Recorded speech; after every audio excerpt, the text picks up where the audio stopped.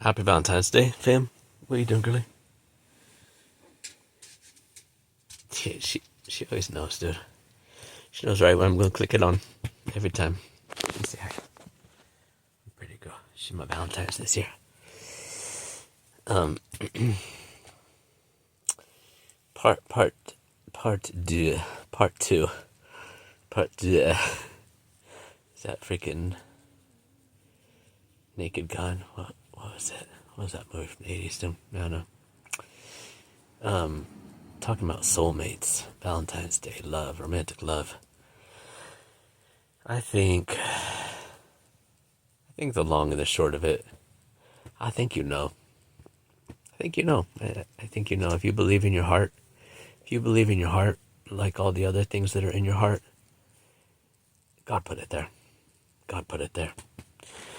I've been through, it's tough because in my lifetime and in my own life, and so many people that I've seen, so many situations, so many freaking one-sided relationships, and I think to a large extent, we learn dysfunctional patterns when we're kids, especially when we're curse breakers, generational chain breakers, and new earth builders, and such that many of us are in this collective. And it can be hard to believe. It can be really hard to believe after a period of time, seeing that, experiencing that, having love, getting burned, being in one-sided relationships, and being on both sides of toxicity. If you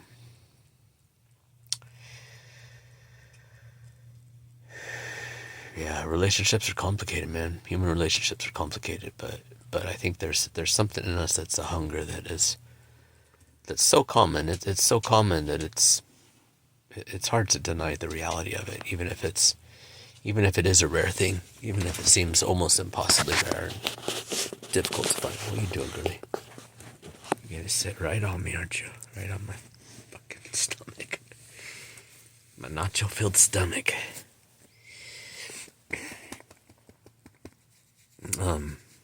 Yeah, dude. Soulmates, though. Twin flames. It's... Well, everybody has their own thing, their own beliefs. I believe it's real. But in terms of relationships and compatibility and things, I've been upgrading my system a lot in the last couple of years, and especially around astrology. And I found so many clues to life and relationships and all that, like everything in astrology and in the stars and everything going on right now. It's confirmations in my own life, in society, and politics, and all this stuff. But this is probably going to be backwards anyways. I was writing some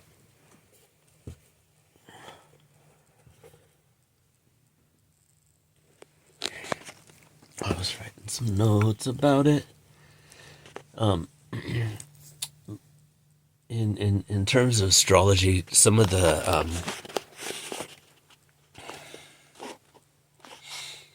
maybe I can flip this over. Maybe I can edit it so it reverses like some of the photos.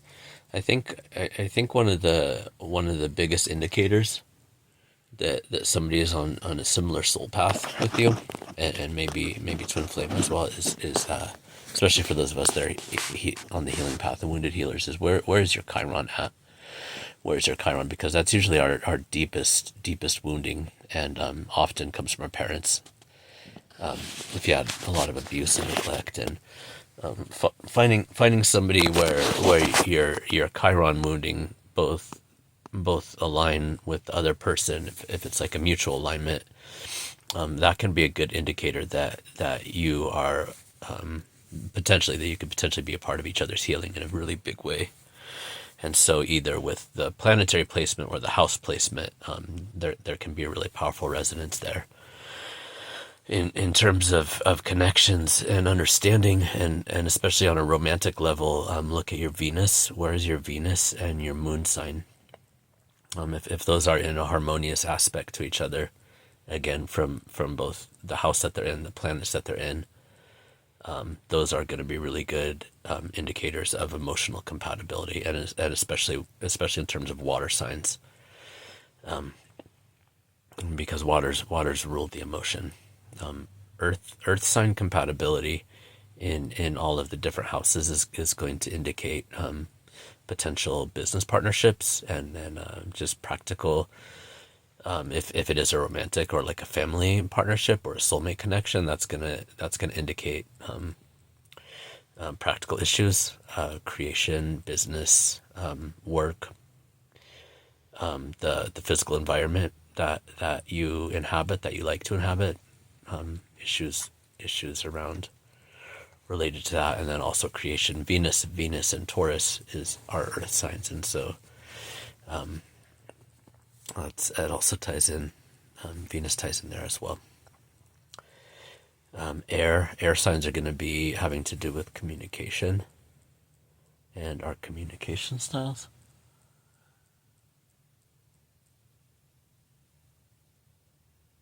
I don't think I even wrote it up there anywhere, but yeah, air is about communication. Libra, Gemini, and Aquarius have to do with communication styles.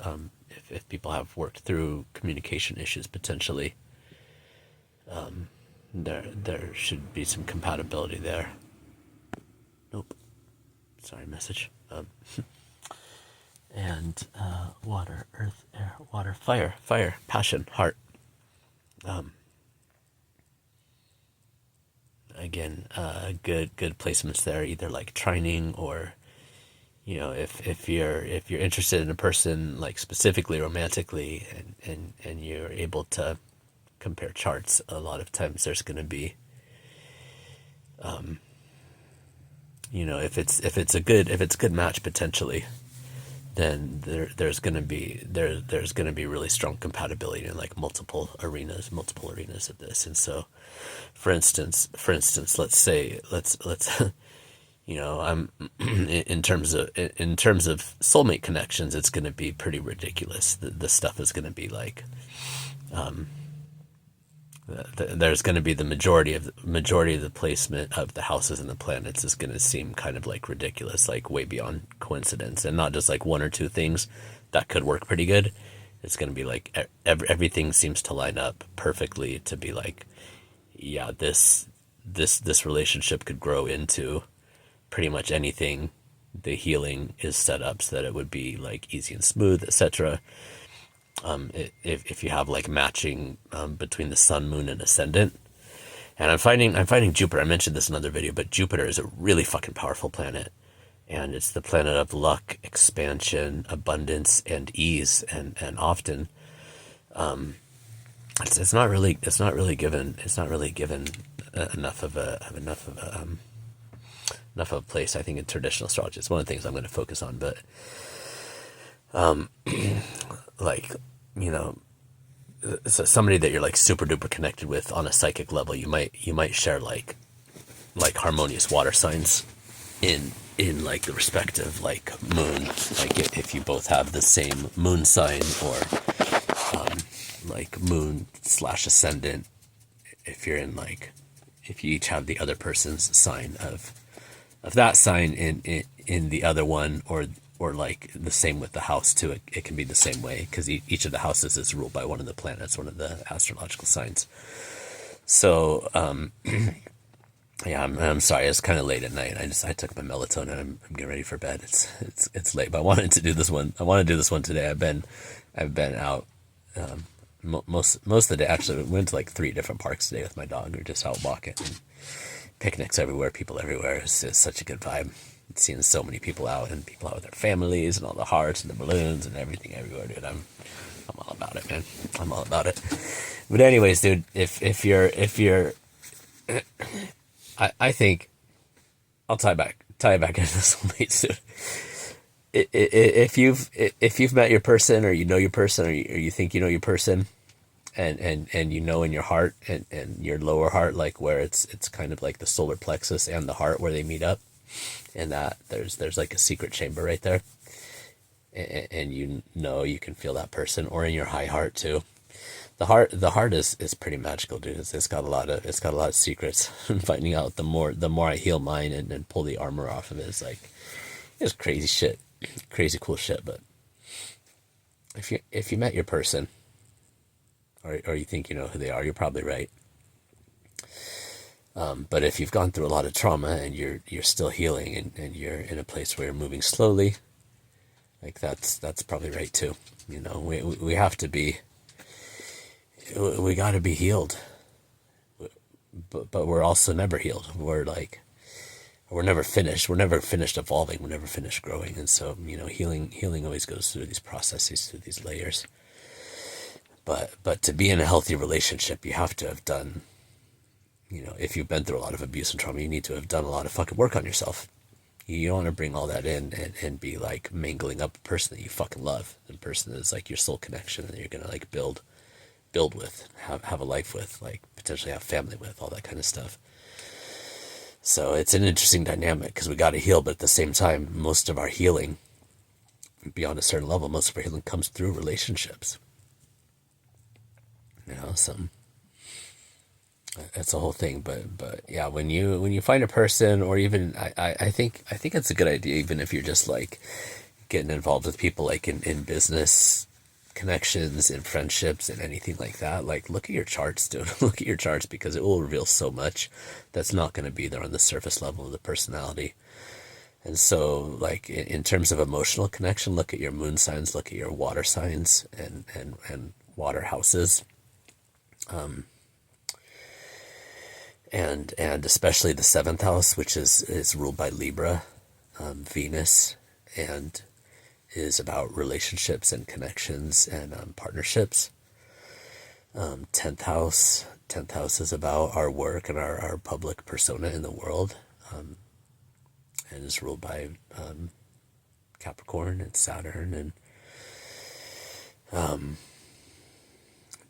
deep connections, like in emotional terms. You want to look at 8th house Scorpio, 4th house Cancer, 12th house Pisces, and you know, depending on what your primary signs are and your other signs too, if you have a lot of fire placements, that's passion, and that's also going to affect like emotion and connection and those sorts of things. And the 5th house, which is, you know, Leo, creativity, often connected with children and family. So is the 4th house Cancer, though.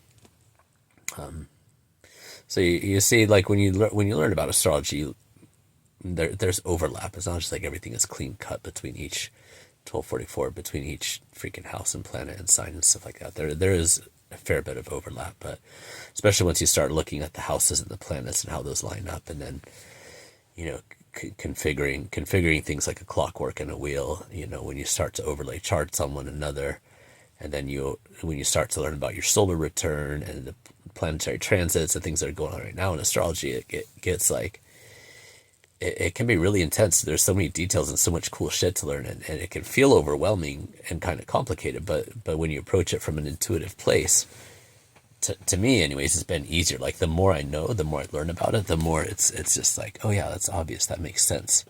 You know, because I'm not trying to figure it out from a brain level. I'm getting it from a feeling and a body and an energetic level. And it's like, it's more like it's rising up within me, instead of like coming into my brain and trying to like press it all down so that I can like understand it the way that so much, you know, traditional learning has been for me through, you know, school and stuff like that. Anyways, practical matters. Look at your earth signs. Look at your earth houses. Building things, business, like that kind of stuff. And then for communication issues and compatibility, potentially, like, there's going to be a lot of that in the air signs, and like in Gemini and Libra, I think especially.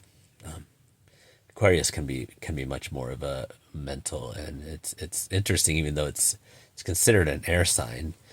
Aquarius is known as the water bearer, and then Uranus is like ruled by like electricity, especially with the Tower card, as well as Pluto and Scorpio is also Tower card. But it's like electricity, and something I learned last year is that's what the wavy signs for Aquarius are actually supposed to be like lightning or electricity, not water, the way that it's sometimes interpreted in the past. But anyways, Gemini and Libra especially, I would look at for communication, the 3rd house and the 7th house, and then a lot of relationship stuff you're going to see. fourth house, fifth house, seventh house, eighth house potentially, and ninth house too. Like Sagittarius is another fire sign, and it's connected with education, teaching, learning, wisdom, philosophy, school, like so many things. Like these different aspects can touch like every single part of our freaking lives, So, anyways, it's late. I'm sleepy. I just wanted to get this in on Valentine's Day, but I don't know if I'll even post it because I'm guessing it's probably pretty rambly and it's probably a little bit silly because I'm sure this is backwards anyway. So, for soul connections, soul family, look at the Chiron. That's going to have a big part. If you share wounding with somebody, that could be a really good soul connection, really deep soul connection. And if you have the key, it's interesting that the sign looks like a key as well. If you have the key to the other person's healing, or if each of you have a placement where it's like it fits both ways, that could be a good sign. If you meet somebody and every single bit of your chart lines up, and you have like 10,000 synchronicities in your life on top of that, it might be worth checking out. Looking a little deeper, looking under the hood on that one. But I hope you guys had a lovely Valentine's Day. I did. It was warm and cozy and very relaxed. I didn't put any pressure on myself. I'm in love with love. Love is on its way. Love is here now. You are love. We are love. Love is what is.